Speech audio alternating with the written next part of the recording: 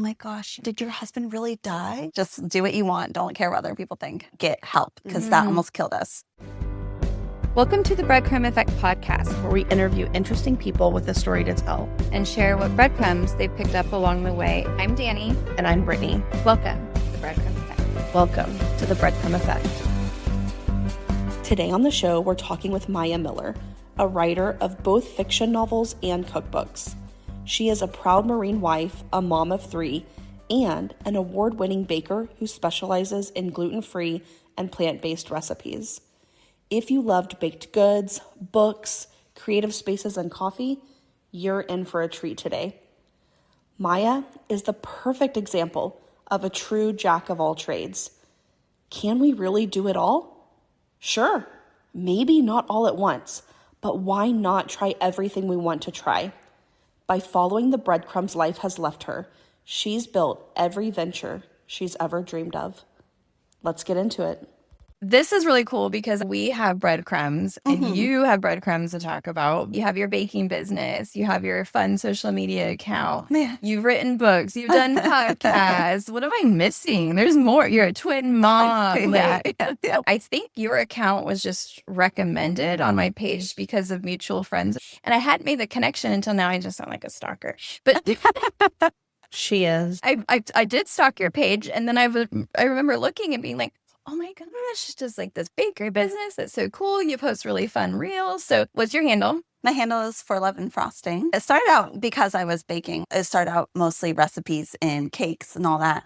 But I got kind of burnt out on cakes and I kind of got away from that too. And I have more fun doing relatable mom content. So I just evolved into what it is now, like a little bit of baked goods, but mostly mom life, funny things, health and wellness a little bit. You can tell that you're having fun. I like that it's genuine and it shows all of your different parts of your personality because you are into health and fitness and you can tell that you have been for years. But I also think part of your branding is the dresses. So I do like fancy dresses. That's true. We did dress up today for you. Yes, I love it. I love Only it. for you. That takes a lot. Not every for day. me Yeah. to get dressed up. Okay. I love it. I either wear workout clothes or fancy outfits. I have a hard time doing normal in between everyday clothes because I hate jeans. I hate all the normal clothes that people wear every day. That's so funny. Okay, so you have kids. Tell us. So I have 10-year-old twin girls and a 3-year-old boy, which is really fun, especially seeing them be little moms to him. And I will say one baby is way easier than 2 when they're babies, like at a time. Are you glad you did the twin thing first? Yeah, I guess so. I mean, it was kind of all I knew, being a twin myself and we have younger twin brothers too. I always say we. I say that all the time. I speak in like we, like she's here. But so I have younger twin brothers as well. And so all I knew growing up was twins. And I feel guilty for my 3-year-old Rory. Like I feel like he should have a buddy. I almost feel like bad that he doesn't have a little buddy with him all the time because that's all I knew. That's all my girls know. And so it was normal. I feel like for me, having twins is almost stranger, just having one to focus on. Wait, so you're a twin and then you have little brothers that are twins. My mom had 2 sets. Yep. And then you had I had twin girls. Yes. And then now you have your son. Yes. 3. Luckily, he was just a singleton for the last one. Like he was not a twin. As much as I'm like, oh, you're all alone. You don't have your best friend automatically with you. It would have been a lot to jump from 2 to 4. Oh, yeah. Wow. Wait, I really want to know what was that like growing up with like 2 sets of twins in the house? Stuff got broken a lot, but I think that's more due to twin brothers versus like it was a lot. Our house was always loud, and we were like the house that everyone kind of congregated at, especially since we lived really close to our middle school and high school. It was like the hangout house. So our house was always full of kids. Kids in the neighborhood, they're friends with us. They would come in, just open the snack cupboard, start, eating snacks. It was a very communal. It was fun. It was a fun way to grow up, and we're all pretty close. I mean, we definitely had our bickering, fighting moments growing up, but we're all pretty close, so that was fun. Love that. And what's nice is you did have your mom who could relate whenever you did have twins, because if you don't come from twins, just jumping into that, I can imagine would only be. And it was hard because we were in Monterey, California at the time. And I'm from Oregon, so my family was still in Oregon. And they were so far away that we didn't have a lot of family help. So that was hard. And that's the thing I say to anyone now I know that's pregnant twins. I'm like, get help, because that almost killed us. The first 2 years are hard. Yeah. Very hard. So yes, family help is amazing. And, I had her support on the phone and stuff. And she came out for 2 weeks. But it's a lot. a lot in those early days. Oh my gosh. Yeah. Is there anything that you wish people would know or really understand about being a twin mom that maybe? I think it's automatically they call your kids the twins. They lump them together as one. And I hated this growing up being a twin myself. People call our house and be like, can I talk to Sarah or Maiah? And I'd be like, well, do you want to talk to Sarah or Maiah? Like, we're not the same person. And that used to get me so annoyed. And I don't like now when people compare them all the time. If people say, oh, she's really good at writing. And oh, what's she good at? And the other day we were somewhere and the girls were meeting someone. They go, oh, are you the serious twin or the funny twin? And I'm like, don't label them. Like, it's really annoying because you're just giving them this label. Like, I grew up with body issues, body dysmorphia, because my twin sister was the skinny twin. And, like, it's just, I know it's so easy because there's two of them and you're trying to find the differences between them and stuff, but automatically labeling them is not healthy. You know what? You're so right. And I didn't even think about that, but you're right. I like that you are already thinking about that so you can instill that sort of independent sense of identity for themselves too. And it's so easy to slip in the habit of lumping them together. But I like constantly remind myself what it was like growing up. And I'm like, no, don't compare them. I have to be like, they have different strengths and we can help them in the areas they need help, but you can't compare them. Yeah. I have to feel like that's a breadcrumb moment in itself. You being chosen as their mom and you having a twin sister, knowing what it feels like to be compared, like you are meant to be their mom. Because if you don't have twins, you might think of it subconsciously, but you don't necessarily know exactly how it feels to be a twin. Yes. Yeah, that's true. I've never really even thought about that like I understand their connection probably too a lot more than maybe another parent might, and yeah, it is really special. And it is cool because when I found out I was pregnant with twins, I wanted girls. But then I was like, what's the chance of me getting twins and having twin girls? And so I was like, oh, please let it not be two boys. That's all I just don't want two boys just because seeing my brothers growing up wild. Like, I know twin moms and twin boys were amazing and their boys are super cute. But I just remember footballs going through windows and like just the chaos of having two boys in the house. You also have another breadcrumb moment within this sort of twin mom realm because, and I didn't even know that y'all had a breadcrumb. So on, I think it was a mom group, somebody posted that they have a new twin mom podcast, Jess, right? Yeah. And who is also coming on the podcast soon. So and I tagged you and I was like, hey, twin mom. And you were like, oh, I know. You're already recording. Yeah, we had already recorded our podcast on being a twin mom. Yeah, I actually met her. Did she tell you how we met? So weirdest story. Again, stalker, I listened to your episode. Oh, no. And as I was listening and hearing the story, I was like, so I think you should definitely tell the people your story. Yes, it was the craziest way to meet someone. So I was actually on the beach with we were visiting friends that we used to live near. So I was on the beach and my girl's old babysitter had twin boys. So she was on the beach with us. We were meeting up. Her boys were almost 2. And they kept walking over and playing by this guy just sitting there by himself. We were like, sorry. For some reason, they were just gravitated toward him. She's like, I'm so sorry. And he's like, no, it's cool. It's actually, I have twin boys too, because they were identical. And he's like, I have identical twin boys too. And we're like, no way. And then my friend was like, she has twins. And get this, she's a twin too and has twin. It's like, so he texts his wife and he goes, get down here, calls her saying there's twins everywhere. And she's like, okay, I'll come down. Then while we were waiting, I was looking at his shirt. It had some Texas thing on it. And I go, oh, are you from Texas? And he goes, yeah, but you wouldn't know where I'm from. It's a small town. And I was like, haha, like just joking. And he was like, yes. So, and then we're like, where? We found out we only lived a few miles apart. I'm like, that's wild. And then Jess shows up, this mom with her identical twin boys. She shows up and she goes, you look really familiar. Do you have a bakery business? Are you a bakery? I was like, yes. So to my friends in California on the beach, I seemed like a celebrity, like some random person walked up. He's like, I know you. I follow you on Instagram. It was just crazy that we happened to meet up in California when we both live in a small town, Texas, only a few miles apart. And yeah, it was wild. So we actually hang out now and it's very sweet. Wow. Yeah. That is a crazy breadcrumb moment. That we're meant to be friends. And we really were, because actually it's one of those things where you get back from vacation, you're like, yeah, I'll totally text her to meet up. And then you get busy, life happens. And not that I forgot about her, but I was just so busy. I was like, I'll do that later. And then I made a new friend at the park near my house. And she was like, I have this friend that's a twin mom. I'm really good friends with the girl. You would love her. You guys would get along so great.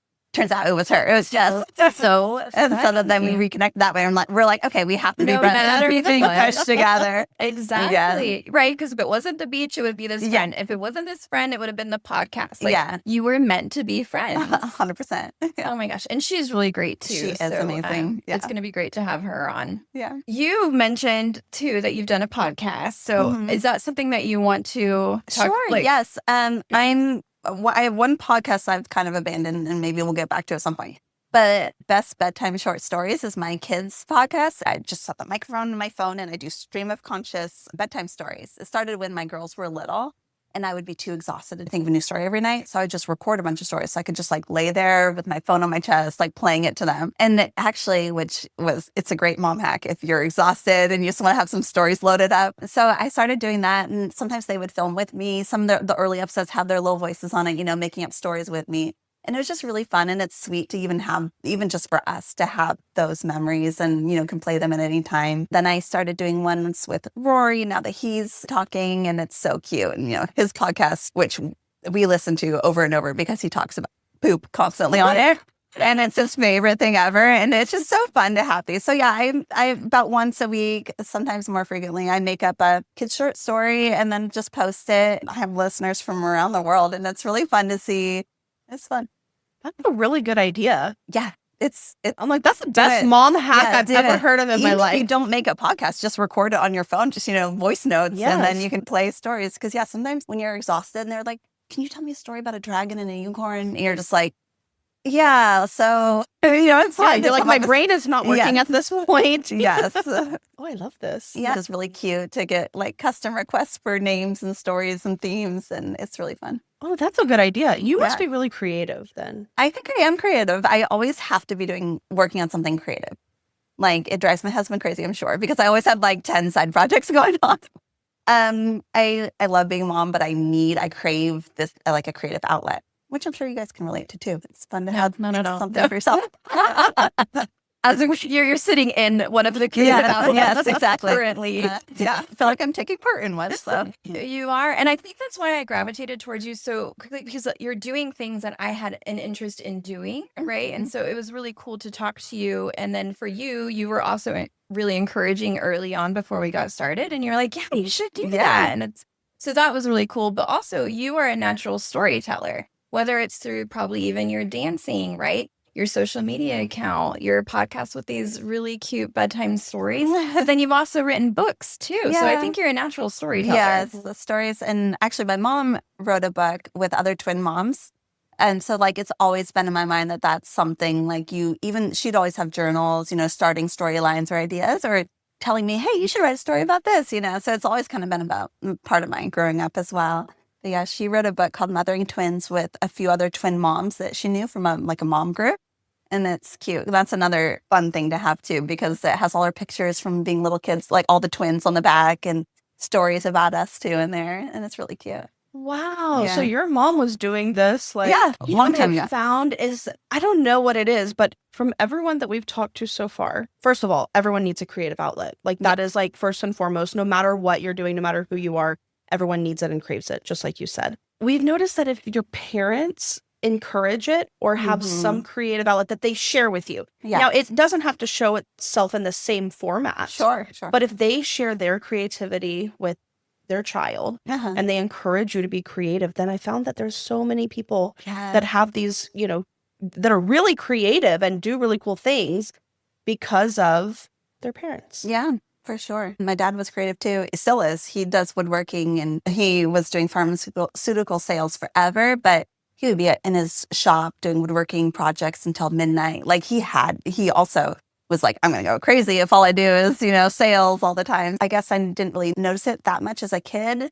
But now looking back, I'm like, yeah, he was always making stuff and helping friends out, making windows or what, like helping friends with their woodworking stuff. It definitely passed on to his kids. Being a creative is a creative. I think some people don't realize that, the word artist can be used for so many different people, right? And I think you mentioned how your dance, I feel like you recently sort of had this aha when you would dance and you would get into a flow state, and the same thing can happen and when writing. I think it's all the same, honestly. 100%. Do you want to share some of your book titles? Yeah, well, one of them's no longer in print, and I probably should try to get it started again, but I wrote it when I was 21, and now I'm almost 40. So that was a long time ago, and I think I'd be embarrassed to have it read it now. You can do a reprint. Yeah, I need to do a reprint. So that one was based on my twin sister and I's life and when she went to the Naval Academy, because she's in the Navy now, but with a lot of fiction added in. And then my most recent is Ways to Say Goodbye. And I also borrowed a little bit from real life, but it is a fiction story. It's just really fun for me to just write and like you talk to flow state. I'll be like writing, and just kind of like lose track of time, be like, oh my gosh, it's 10:30, but I'm like, oh, 6 chapters, great. It's kind of a fun way to preserve memories in a way. Even though it is fiction, I've woven a lot of stuff from marriage or dating or, just my experiences into it. And so that's kind of fun too. They say write what you know. Yeah, that's true. Yeah. And in the reader, they're not going to know, oh, she went through this and wrote from that personal experience. But the way that you tell this story will just be that much better because you have that experience. I think it makes it more realistic for sure. Yeah, I remember I actually went, when I started the manuscript, it was when my husband was deployed the second time. So I abandoned it and went back like more recently. But this was like 10 years ago. And I went to a little writing class, like a community college writing class. It was one of those things where you read aloud, and get critiques, which I was just like, I don't know if I can take this, but I did. So I read aloud the first few chapters and it was like quiet. And then the teacher's like, oh my gosh, did your husband really die? And I was, no, this is fiction. But like, that's high praise that I wrote it in a way that you thought my husband must have really died in real life. That's very taken aback. It's not funny, but it's also funny. It was kind of funny. I was like, what? Has your husband read that? Yeah. Yeah, he's read it. Yeah, he's read it. He likes it. It's a spoiler alert, so I won't say what actually happens, but there's a lot of, it's funny. It was just so funny though. He's like, man, you killed me off. This is fiction. It's like, remember how I signed up for a writing fiction class? This is fiction. Fiction. Yes.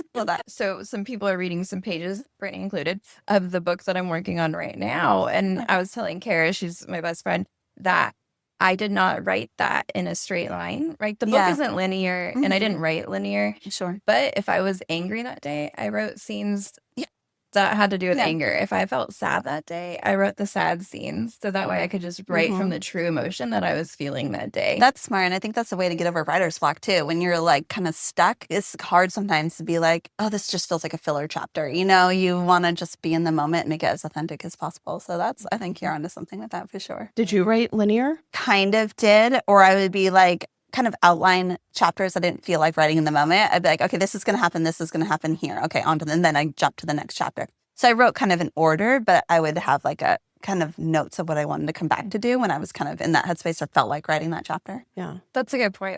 Do you ever do this? This is what I do. Write something great here.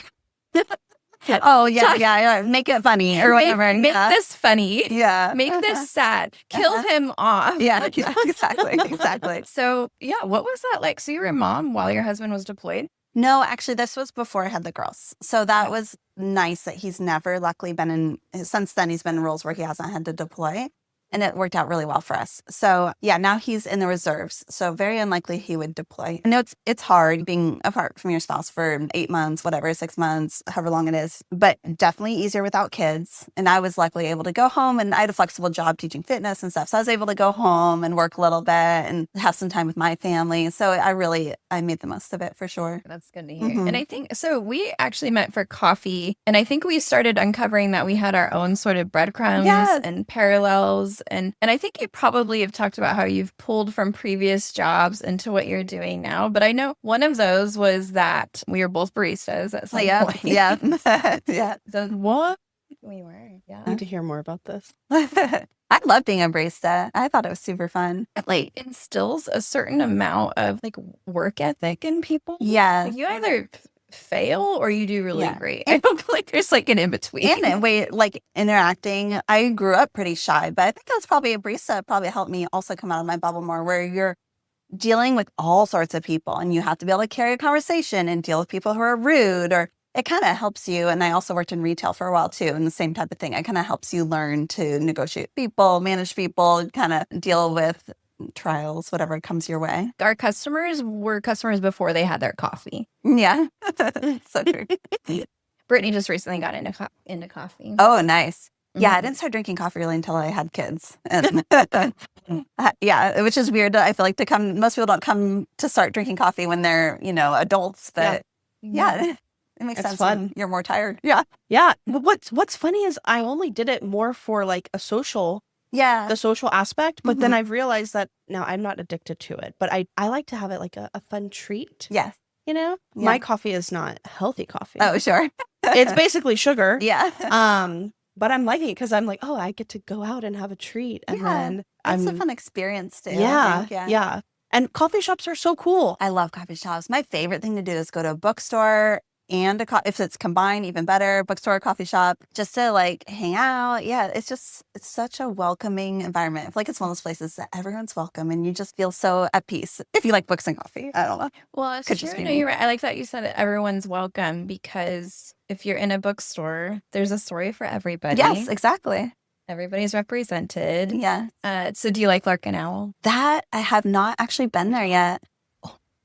We need to go together. Yeah. I've had people tell me that it's great. I haven't been there. I've been to all the half price books, I feel like, in the area, and I love those. It sounds like such a corporate name, but I feel like everyone I've been in is really unique and really cool.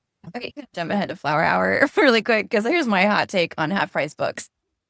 I love it. Okay, so when I first moved to Texas, which was 21 years ago, it wasn't as spread out as it is now, right? I feel like it was still sort of a smaller Texas company. I don't know. Those books are not half price, okay? Like, why call it half price books? That's true. There's some expensive ones. Price. Yeah, there are some, and even the secondhand ones, a lot of them aren't. Yeah, that's true. I wouldn't go there looking for a 50-cent deal or anything, $1 book. No. And you can't even get that at Goodwill anymore. No. Okay, let's talk about that. Yeah, that's crazy too. Yeah, I don't go for the deals, that's for sure. You try and sell a bunch of books to half price. Yes. Okay. Now we're going to forgive my sister because she's 12 years younger than me. She was working as an assistant for me. This was maybe 2 years ago. I had 2 boxes full of books and they were like nice books. And you know how much money I got for all of them? Probably like $4. $1. Yeah. That's like selling clothes. I mean, I've gone to Buffalo. I don't know if they have Buffalo Exchange. Okay. But and you get a couple dollars maybe in store credit or like $1 in cash. And so I sell it. If you sell books online, it's so much better. I know. I was like, eBay, anything. I was so mad. Yeah. I wasn't expecting to make a lot of money. Sure. But you just spent more. But I was like, I would have rather given those books away to friends. Yeah. Especially if they're hardbacks. Yes. Really nice. Yeah. I was like, I was surprising. I'm gonna get I thought like $20, $15 I can buy a few books. Cool, I'll be happy. No. $1. I was like, why did you give it to them? I don't know. I'm like, oh my God. That's rude. Yeah, that's painful. You could have called me or something. Yeah. Don't give me $1. Are you okay with $1? No. I was like, this sounds right. But yeah, I have such a love for half price books because the first time I lived in Texas was Corpus Christi a long time ago when my twin sister was in flight school. And so that's actually where I wrote my first novel when I lived near her in Corpus. I worked at a cafe inside, like attached to a half price book. Cool. And it was so fun because I was BFFs with the other barista who worked there. I would borrow cookbooks from half price books, bring them into the cafe, like look through cookbooks. We would and then we would return them back. We were friends with all the employees. They didn't care. We would just read books on our breaks or whatever and put them back. And I just love that cafe so much because that's where I really started baking gluten-free and vegan. They let me experiment and do whatever I wanted, which was so fun. So I would bake gluten-free, vegan stuff. And most of the clientele would be like, what is this? This is not 20 years ago, but it was a long time ago, 15, 16 years ago. It became very mainstream. Yeah, people didn't know. I mean, you couldn't get oat milk, sunflower seed milk. You couldn't get all the obscure stuff or coconut flour, tapioca flour. You didn't see that as often as you do now. So people were very confused, but I just loved it. It was very gratifying to see people be like, this is amazing. Even though it doesn't have butter and eggs or whatever. And I actually like it. It was kind of fun to see that. I think that's a great part of your story. And I can attest, I've had your baked goods that were, vegan, gluten-free, dairy-free. So tell us more about your bakery business. Yeah, so it's very small scale right now. It's one of my side projects and it's not the main one. But so I'd still do the gluten-free vegan baked goods for a couple of coffee shops in the area. So if you're local, Lost Horse Coffee and Waterloo Coffee carries my stuff. And it's really fun. It's fun to feel like you're part of the community. I've gotten smarter where I used to when I was doing my bakery almost full time before I had my son. I was doing a lot of custom cakes and stuff that took up so much of my time and offering way too many things. So now I have it very small scale, pared down, but it's fun to just bake a few really amazing things and sell them to the coffee shops. So it's cool. I love that because I feel that too often sometimes we want to like grow a business, but sometimes it's not worth it. Then you lose the joy out of what you were doing. Yeah. So I love that you set those boundaries for yourself and said, hey, I want to do something that brings me joy. Mhm. Yes, it can make me some money, Yeah. but I don't want to be stressed and like Exactly. overbooked for no reason. Yeah. And the hard thing about baking too is, weekends and holidays are the busiest time. Mhm. And that really, if I was single living alone, fine. But I have, with my family, it started to really cut into family time. Yeah. And that was like, that's my biggest priority. So that was something I'm like, okay, I love, making custom allergen-free cakes for people's babies and stuff, but it's just not worth cutting into family time. Yeah. Which Priority is shift. It's hard to say no, but yeah. Yeah. And I love that you're supporting the community and still able to do something that you love. Exactly. And you're still able to have that creative outlet of baking Mhm. and providing the gluten-free and dairy-free and Right. everything vegan. Yeah. But without it being like too overwhelming. Right. For no reason. Yes. For what? Exactly. Money? I'm like, honestly, And guys. if you want to get rich, don't go into baking. I mean, you only can charge so much for a cake that also takes up so much of your time. Yes. That's true. Yeah. It's true. What I like though about your business model is that it is predictable, Mhm. right? You probably have like a certain amount of Yeah. quantity on a certain amount of days, and then you start to understand what those customers like. And so they Yeah. might request a little bit more of one item than another. Exactly. And it helps with inventory too. I'm no longer dashing to HEB or the store late at night to be like, I need this one thing. Go all the way over there, get this to come back. So it's easier now. Wait, so what had you starting to cook like gluten-free and vegan and everything? So I developed a lot of food allergies. I was sick a lot as a kid, like really bad stomach aches and stuff like that. And then in my 20s, 21, I guess, was getting a lot of rashes and skin issues and just had horrible stomach cramps. So I went in for testing and turned out I was allergic to gluten. They said gluten, dairy, and soy and sensitive to corn. And so when I cut that all out, I felt amazing. But back then, there weren't that many options. Mhm. Like the gluten-free stuff in stores was gross. It was dry, whatever. Yeah, I would never see it at a bakery, anything like that. And so I just started experimenting, and that's kind of how it started. And then when I moved to Corpus and had the chance to free reign over a bakery area in case, it was like really helped me grow and learn more and find out like real time what people wanted, what people liked, and what tasted good, what they didn't like, So yeah, it was just tons of trial and error born out of me not being able to enjoy the regular stuff.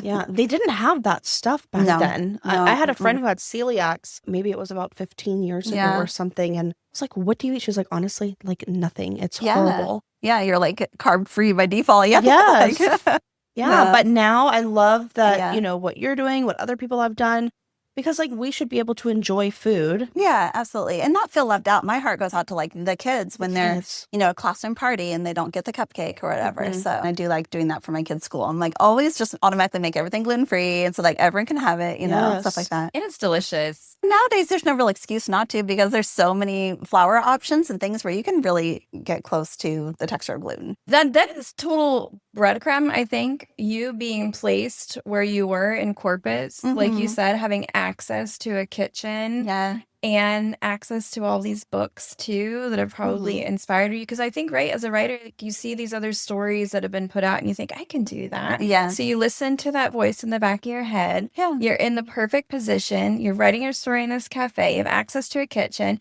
And here you are today. You've already published books. Sure. You have this great baking business, which has led to is this your most recent project? Yes. This is what I'm most excited to talk about. Yeah. So tell the people about your secret date society. Well, I made these dates, and I think it was based off a recipe I saw on Instagram. And I'm like, that looks easy. I could do it. And I tinkered with it and made it to my own tastes, and I made them healthier. So there's superfood stuff to just almond flour, almond butter, like delicious stuffed dates and dipped in dark chocolate.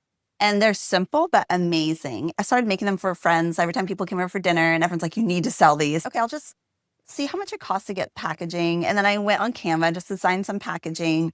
and order the smallest quantity I could find. And I'm like, I got so excited. I'm like, it looks so professional in these little bags. And I wonder if anyone would sell them. And so I just approached a couple places to sell them and did an event in the neighborhood and do little like sell to events or things like that. It's very small scale, but it's nice to have a couple very part-time things that are not overwhelming. And so, I make those too. So gluten-free vegan baking and these dates. How did you come up with the name Secret Date Society? I'm obsessed with that name. Thank you. Okay, thank you. Because I have had a couple people think it is literally a dating service or dating company. And I understand the confusion, but I think that's kind of why I felt like it's kind of a play on words. And it's kind of fun to be, when you think of branding or anything like that, I was like, okay, I want it to be like sexy. And my branding totally went the opposite way. I was going to be like, this is going to be a dark, sultry reds and golds, like Secret Date Society, like it's a secret date thing. And then now it's just like, I don't know, I can't get away from like pink and green and like fun. But I just like the name. And originally the logo was going to have like a lock and a key or something. But I was like, oh no, we're just going to keep it. Yeah. Because another thing I love in addition to like all my other random things. We have to tell you about something we've been loving lately. It fits our whole breadcrumb philosophy perfectly. It's called the Feel Good Workbook, and it was created by Dr. Kell, who you might remember from our manifesting episode. You know how she talks about following the universe's breadcrumbs? This workbook is basically that, but on paper, with actual tools you can use in real life. The idea behind it is honestly so simple, but so powerful. It teaches you how to use your human guidance system, which is basically your built-in compass for life. Think of it like the game Hot and Cold. When something feels good, you're moving in the right direction. When something feels heavy or off, that's your signal that you're getting colder and maybe taking a step away from what you actually want. What we love about this workbook is that it shows you how to read those emotional signals in real time and then shift back to feeling good fast. Not ignore your feelings, not push through. Just gently course correct so you stay aligned with where you're meant to go. Because here's the thing, the key to health, healing, and honestly creating a life you love is feeling good. And when you feel good, you're aligned, you're magnetic, you're following the breadcrumbs. And when you don't, this workbook helps you figure out why and what to do next. And the best part is our listeners get 10% off the Feel Good Workbook. Just use the code breadcrumbs10 at checkout. Feel free to go to the link in our show notes, or you can go to Linktree/Dr. Kelly, that's Dr. Kelley. So if you're trying to live more intentionally, more aligned, and actually enjoy the path you're on, this is such a good place to start. That's another thing I love old keys, like skeleton keys. I have one on my key ring. I love stuff like that. So. Same. Yeah. I want to get back to the Secret Date Society, but that's the other thing that we found out when we had coffee is that we do have a lot of these parallels, right? Like finding out you like old keys. I like old keys. There's just something about it. Yeah. And then like this phone, right? Yeah, the telephones. Was it your dad that collected? Yes. So my dad had a payphone business a long time ago, and he also collected old antique phones. So he'd always buy and sell them. So I'm like looking at it going, we had one like this. We had one kind of like the lips. I can't remember what shape it was. We had like the Mickey Mouse one, the old rotary dial ones that it's so funny to me because a lot of even people our age don't know how to rotary dial a phone. They're like, what's happening? And my parents still have one in their house. So yeah, we had old phones always. I don't even remember why we started talking. Oh, because you had a pink phone for your Secret Date Society. That's right. And I was like, oh my God. I love pink phones. Brittany and I have this whole phone thing going on too. So my dad also, he worked in the phone company for 40 years. In the 80s, he opened his own phone business, so selling actual phones for the younger people listening. That was a thing. You could go buy a phone with a cord, plug it in your house. Exactly. Plug it into the wall. Exactly. I was telling my girls the other day, like, why we call it hang up the phone and why we call it roll the window down. Yeah, my car, too, literally had a crank it down. Exactly. And I had the same Mickey Mouse phone in my room growing up, and which is now, like, I think a collectible. Oh, I know. He should have hung on to those. He sold a lot when they moved, and he got rid of his business. He sold a lot, but I've thought about doing that for my girls now, getting a landline so that they can just come in the kitchen and talk to their friends, and that way, like, they're too young for a cell phone. They're 10, but they can call their friends in the neighborhood and I can hear what they're saying. I think just yesterday, because they were like, when do we get a phone? I'm like, not for a long time. My girls ask probably once a week. And I'm like, the answer is still 17, 18. Yeah, maybe 16 if you're good. I'm like, this is a ways away. Don't even worry about it. Don't ask. Yeah. I like that idea of a landline though. Yeah. Wait, was it you that sent me the it was like a reel, and it was like you put your phone on your cell phone, Uh-huh. and they charged it in the spot, and you had like a long cord so you could walk around with it. Oh, that is funny. So it was like a landline, Yeah, but it was your phone's cell cord phone. plugged Yeah. in. That's funny. And you had to you couldn't move. I mean, you could probably move 5 feet or whatever, like a regular Yeah. cord. That's funny. What, you didn't send I it? think so, but I'd like to see this. I'm 90% sure you did. I'm going to find it. I did it in a moment and forgot. Probably like 4 a.m. Yeah. Let's get back to the Secret Date Society because Yeah. it is delicious. I went to your launch party, which was really Yes, fun. it was fun. Tell us where we can get them. Yes, you can get them right now at True Core Fitness in Leander. It's a Pilates and fitness studio, and at Waterloo Coffee Company in Round Rock, their new cafe. And those are the only two permanent places right now. And then I'll do little pop-up places sometimes too. If anybody is listening and it sounds like something that you'd want to carry, I highly encourage this because they are delicious. Thank you. So good. And the packaging is honestly It's really cute. If you're curious, look up Secret Date Society on Instagram. It's a cute packaging. Another skill set of yours, it's your ability to market, like marketing. Did you go to school for that? Where does that come I from? minored in business. Maybe that helped. Majored in Japanese. Haven't done anything with that, but minored in business. So maybe that helped a little bit. But I think also just trial and error, just kind of running my own bakery businesses. And especially every time my husband and I moved while he was active duty every 2 to 3 years, I would start a new kind of bakery business and custom baked goods in whatever town we lived in. So that's an easy kind of move along with you job, that and teaching fitness. So I think that helped too, just learning it and going through the hoops over and over again, different areas. Yeah, trial and error. Yeah. You're like a jack of all trades because Yeah. Yeah, speak Japanese a little bit. I know. I'm like, what do you not do? Yeah. I have You're like random nothing. skills. I do everything. I'm impressed. People that are creatives kind of get this a little bit more, but sometimes you focus on one thing and you can't even do the one thing, right? Yes, that's true. And sometimes if you get too excited and I always struggle with not abandoning something, I still want to do this and this, and it's hard to devote enough time to each one. I think if someone really wants to do something creative and they just are not finding the time for it, cannot make themselves do it, it might be time to try something different. I think if you truly, truly love something and passionate about it, you probably will find time. What I'm noticing about, well, I don't know, I could be reading you wrong, but what I love about this is you're not afraid to try it. And I think too many times, you get, oh, what are people going to think about this one thing, right? Yes. And you're you've done so many different things Mhm. and you've done them successfully because I think that you are just I'm going to do it. Yeah. I'm just going to try. I think the biggest thing too is not caring what people think. And that I used to pretty much only care what people think. And it's so freeing to literally not care. It's so nice to see that, especially in one of my girls that's very confident. I'm like, keep that confidence. Yes. There's no reason not to. Do not listen to other people. And she's like, I'm going to be an artist. She's always drawing. And I'm like, yes, do that. Just do what you want. Don't care what other people think. And I feel like it took me a long time to learn that lesson. Yeah. So wish I learned it 20 years ago. That'd be great. But Oh my gosh. Could you think we all imagine do. how I know. unstoppable we would be today if we had done that I 20 know. years ago? yes. I know. What I love is that now we are teaching our children that Yes. it's okay. And we're modeling the behavior of just, I'm really trying not to say bad words, but I have to. Just fucking do it. We Yeah, have yeah, for explicit sure. indicated. It's not going to be a surprise. Yeah. That's not the only using bad reason words. it's indicated as explicit. For the occasional laugh moment. I love it.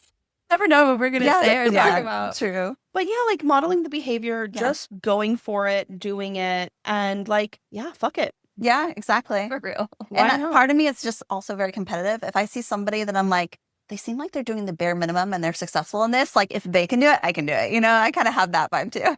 Oh, I love that. I like that. A little sassy. Yeah. Okay, no, but for real, there are some idiots out there. Yes. How are they doing this? Yes, yes. No, I'm smarter than them. I know. It's called confidence. Yes. We just have to have it. Yeah. Okay, so some things that I've loved hearing is these projects that you've created and produced and put out into the world. I like that your kids are going to have these Yeah. for years to come. When you're older, they're going to just really cherish that they have your voice or Hopefully. just these memories. And I just think it's really great that you've also done that. So, and let me know if this is too personal.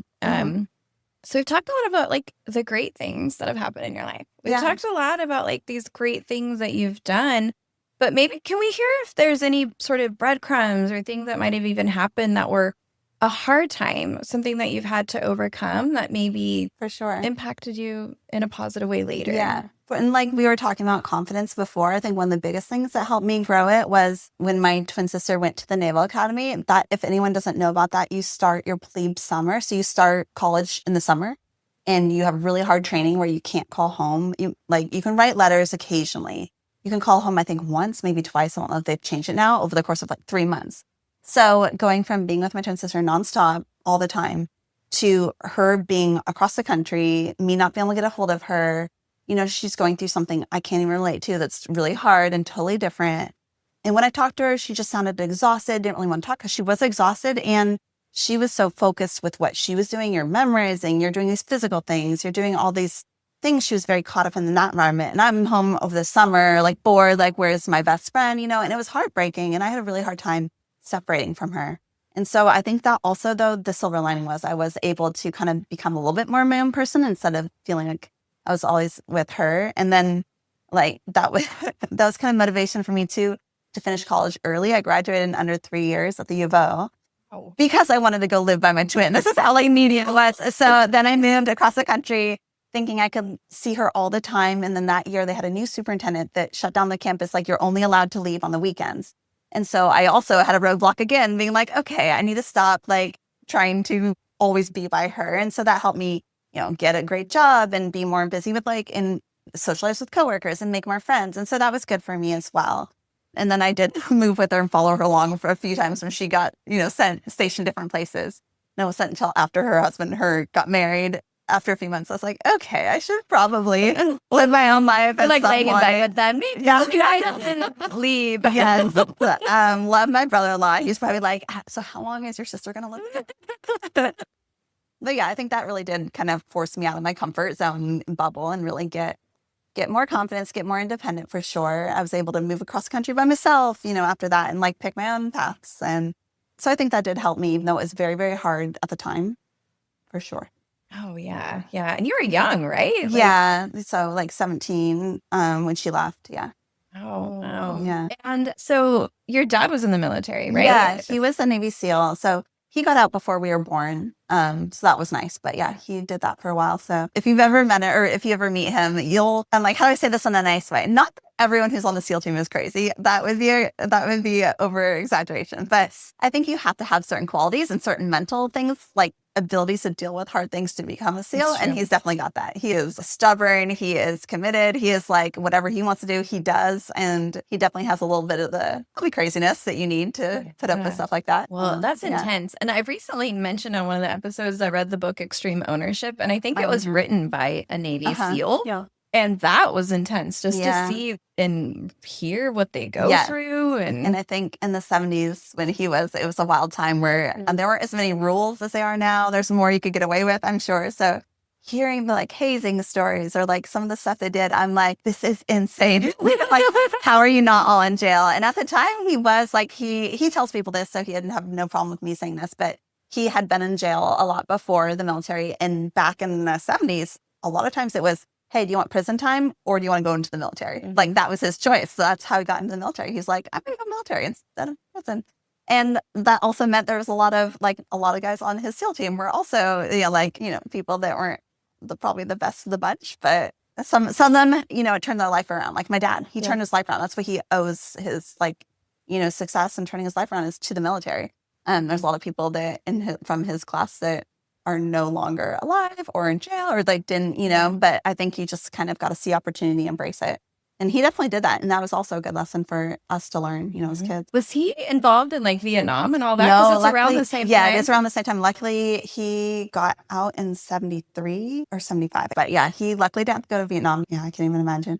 I know. My dad didn't get drafted because I know that they did the draft. I think he ended up doing some like volunteer work anyway. So he wasn't drafted, but he was within that age. Yeah. I forget the name of the book. There's a really good book about Vietnam nurses. Oh, the women? Yeah, the women.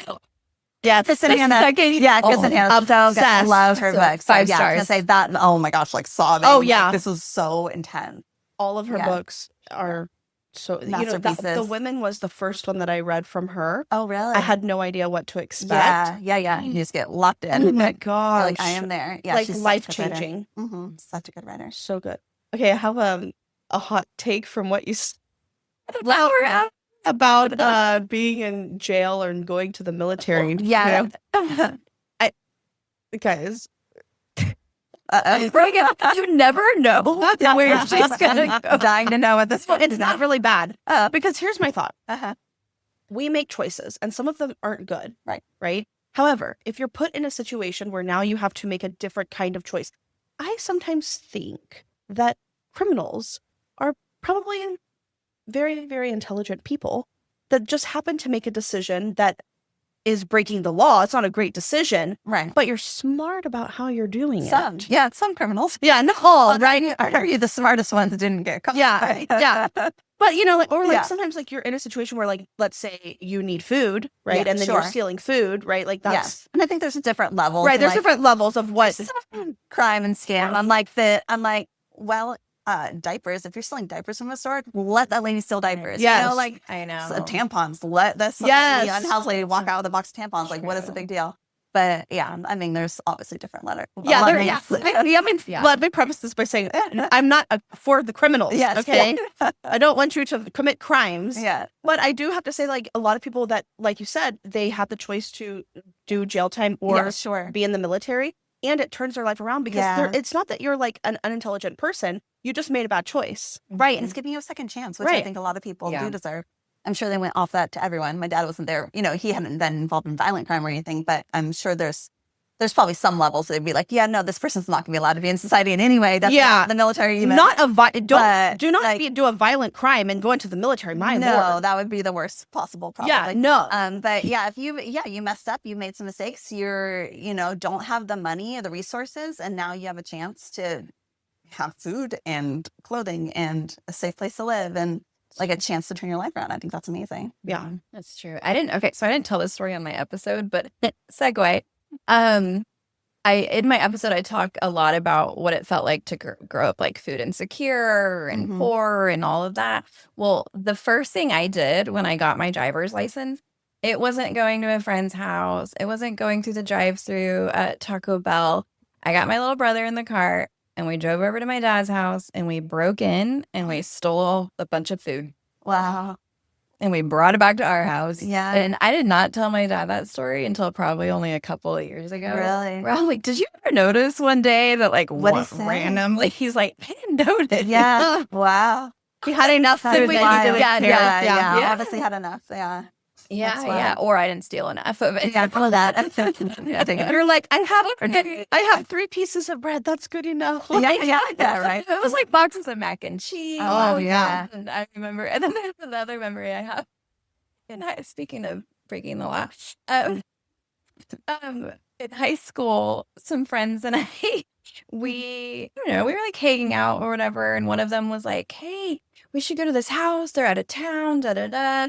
They have a pool. Okay. Yeah. Let's go swim in their pool Oh when my they're out of gosh. town. Yes. One thing leads to another. Like, hey, let's try and get in the house and look around. Oh, wow. And then the freezer gets open and the fridge. And we're like, oh Yeah. my gosh, they have some Just all steak. rating and that. Yeah. Cook some steaks. Oh my gosh. You're in high school? Think we cook steaks? That's wild. Well, there's guys there too. So they turn the grill on and they start making steaks. my And then we're out in the country, right? Like I'm from an ag town. And we see headlights from far coming and we're like, oh no. Oh my God. And then, yep, they turn down the dirt road and we're like, oh no, they're coming. Oh, So we my go gosh. hide. And the guys, they throw the steaks in the field. And it turns out to be our high school art teacher's house. Wow, that is wild. One of the guys was like a neighbor in the area. So he was like, and then the dog comes running up with a steak. And Of course, freshly cooked steak. anyway, don't do that, children. No, don't break into people's houses. I think I did that on a dare too when I was in middle school or high school. I was dared to break into some neighbor's house with my friends and bring back a pair of underwear as proof or whatever. something really dumb like that. I'm like, it's really good. There wasn't like door sensors and stuff when I was growing up and all that. Yeah. We should do that in our neighborhood. No Like, way. give them No laws. way. Kaylee. Yeah, no, people have guns. I wouldn't do that. That's true. That's And Ring cameras. yeah, in full. They will blast it on Facebook immediately. true. Does anyone know this lady? Actually, we had like a party and across the street. Do you know Aurora across the street? And I know we talk about her a lot. I said Aurora. I'm like freaking obsessed with you because your name always comes up. Beautiful name. Anyway, she ended up not coming over to our house for this holiday party. And at the time I was drinking a lot. I don't drink anymore. Another neighbor was also there and she was like, why isn't she here? She needs to come here. So I'm like, yeah, we should break in to her house and get her up out of bed. Oh my gosh, you pulled her out of bed? That's a lot. And Holly, she wears like fancy shoes. I'm like, you have to take your shoes off so we don't wake her up when we get in the house. You're going to terrify her. And then I know. I thought, poor Aurora. Oh, I would have a heart attack if someone like woke me up. Which I get woken up by my kids all the time. I do jerk away and have a mini heart attack. But And her dog was so excited to see us and started peeing all over the no, so now you made her a mess to clean up too. Her husband, who was hanging out with the husbands, followed that's behind okay. us. Oh, So okay, he that knew, makes me but feel he better. didn't give her a heads up or a Oh, warning sure, like he sure. should have. So Yeah. we do have this hilarious video at like probably 1 a.m. of him like mopping. And then we take this photo with Aurora and she is like gorgeous. I'm like, freaks up like this, first of all. Yeah, I Like, would definitely. what is this? Like, what? That's Anyway, funny. I gave her a bottle of wine to be like, Sorry. Sorry for scaring you Yeah. and jolting you out of bed and making your dog pee everywhere. Yeah. Oh my God. so it's needless to say, I don't drink anymore. Yeah, yeah. I mean, that's the danger of drinking. You're like, I am a great idea. This sober person is going to think it's a great idea too. No. Okay, that was a lot of hot takes. Is there anything that you were hoping that we would get to that we did not get to today? I don't think so. I didn't really know what to expect. This has been super fun. Okay, because we prepared you really well. Well, do you want to share the debate? Okay. I crossed the my debate. arm. Yeah. What is this? Debate. Okay. We're 2 words. It's either find your breadcrumbs or follow your breadcrumbs. Find. I think find. Ooh, tell me why. I think it's just like more of like an exciting, like go looking for it. Keep your mind open. It's kind of like telling you to like, kind of like how I say I'm always super lucky because I find things a lot, win things a lot. I think you're more likely to find something if you're already kind of open to it and considering it. And I don't think it's always obvious, especially immediately, what those breadcrumbs are. So I think if you're following them, you might feel like, but what breadcrumbs? Where? Like, what am I supposed to follow? Whereas like picking them up, finding them, I don't know. That was just my 2 cents. Obsessed with I like find. Uh-huh. Well, actually, last week, the person kind of convinced me to think follow. And I was like, did I change my mind? Uh-huh. But you've made me back to Let's do find. that. Okay. Find was what I was like gung-ho for Okay. all the time. Yeah. So I love this. All right. So you're winning, and I like follow just because I like the way it sounds. Okay, actually, I do want to go back. We did not do your breaking bread yet. Oh, And that's right. We love showing gratitude. So you mentioned about when you open your mind to things, you win things become apparent, and you Mhm. find it. And we did a whole 3-part manifestation series. Yeah, I love that. Right? Like, because it's so true. And I talk about this a lot, but we even asked a breadcrumb question to Mel Robbins, and she said the exact same thing that you Aw. said, is that if you're open to it, you end up seeing it everywhere. Yeah. Yeah. So we also believe that when you lead with gratitude and you have the gratitude in your life, Mhm. also positive things come. So let's do a little bit of breaking bread. Finding gratitude in things is huge. And so for me, part of that has been recently too, like when it comes to baking, I had the chance to bake for a brand new coffee shop that the Waterloo trailer is opening, a physical coffee shop, and they just opened. And I feel so grateful to be brought into that, as part of their community and asked to bake for them too.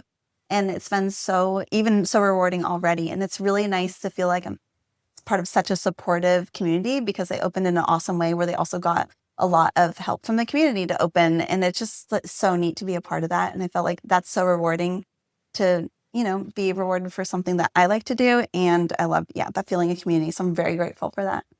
Oh, I love that. And it was a big opening. Did you see that? Yeah, it was awesome. Is it Round Rock? Yeah, it's in Round Rock, and on which I just found out a couple days ago that there's a downtown Round Rock. Did not know that. Like a main street. Isn't it so cute? Really cute. Well, Maiah, thank you so much for joining us this week. We had so much fun with you. And to all of our listeners, I want you to go out into your week and find your breadcrumbs. We may cuss, we may offend.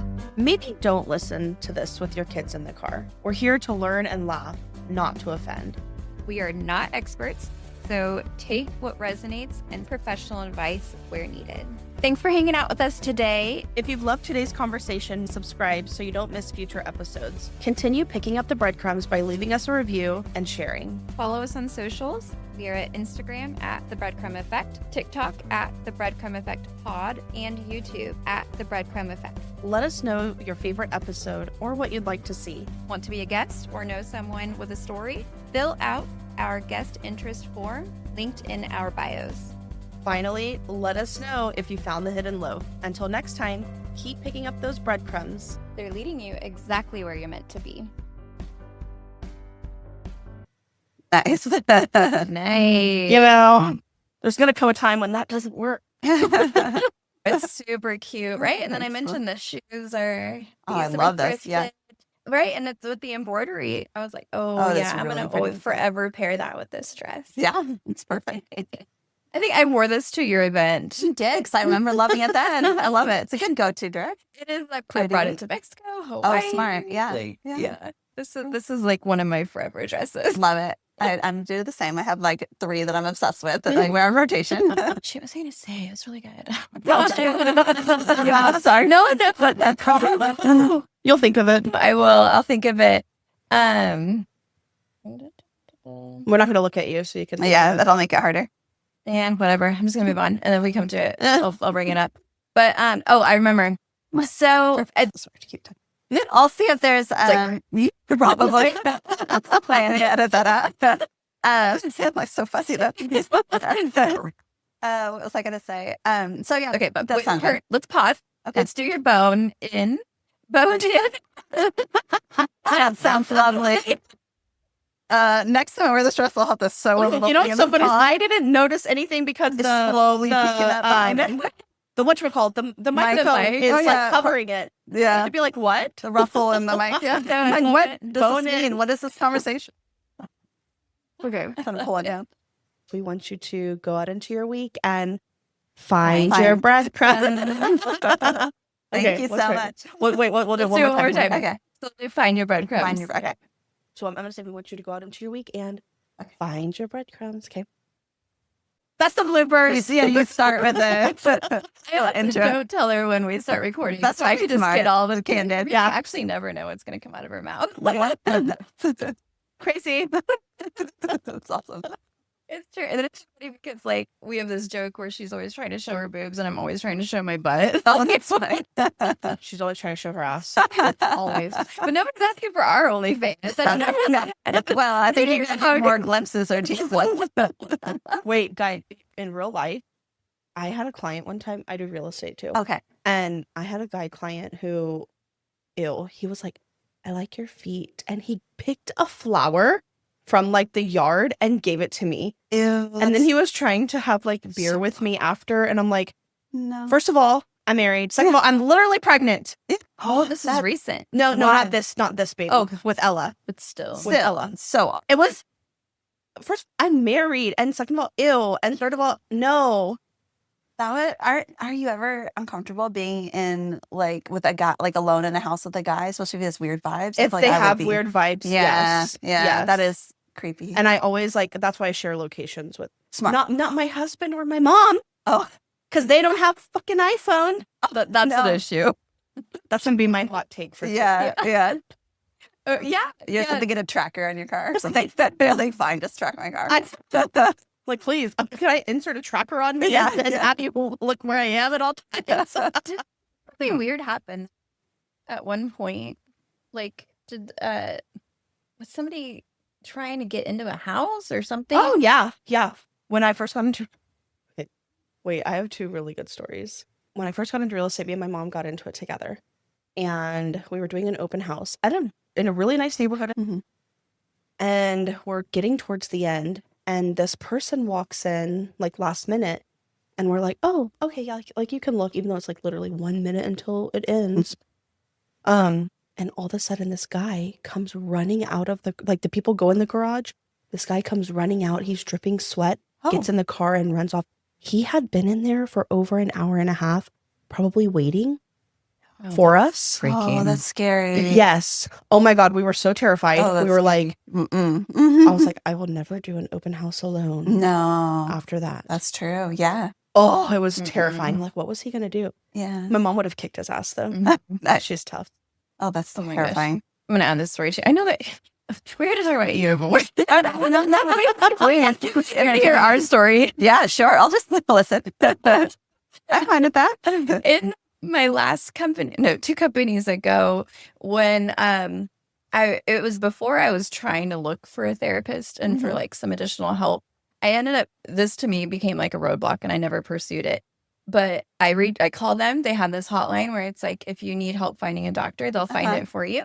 So they sent me the address and phone number to this therapist. And I was like, cool, I'm going to call them. But first, I'm going to see where they're located. And I put the address in, and it was a storage unit. Oh, I was like, that is someone is scamming insurance. Wrong. Yes. And like, I'm going to get murdered in a storage unit. Terrifying. Yeah. So. Oh, hell That's no. That would so creep me out. weird. That is so weird. People are weird. So weird. Love that they gave you that information too. Let me on them. Yeah, for real. Or can even literally be like your hot take is Backstreet Boys versus NSYNC. Like, we don't care what their But hot not that take one because is. we've already done that one. Yeah. No. I Well, won't do and that. we don't do every segment, every episode. So you could do one. Okay. Or if you want to do more than one. Over an hour. Yeah. Okay. I'll Sounds have good. to sit here for an hour Oh, waiting wow. for it to load. Wow. Okay. I'm not about And she's that. sick of me. I really want to leave. That's another part of the podcast. You got to make sure. No, for real. Yeah. Though, this is like a second marriage because you spent so much time with this person. Yeah. She got lucky. Yeah. I can tell there. Yeah. It's a good. All right, Maiah. I was here walking, right? Yeah, pickup, especially around pickup from school, that area. I always walk past it. Turned out to be your car right there. Right. So who's the star? Yeah. Always looking in our car. No. There's some blonde lady again. No. Exactly. And then I think